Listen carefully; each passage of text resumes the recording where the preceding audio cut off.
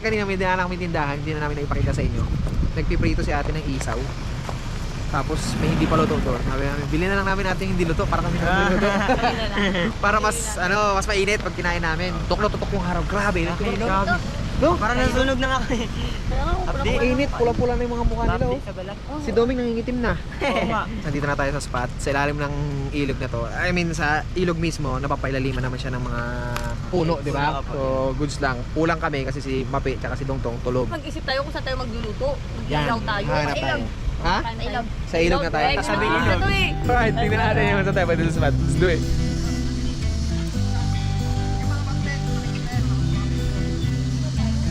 It never rains in California. The sun is always shining bright. People are smiling, making plans, hiding behind us, and you're doing the same.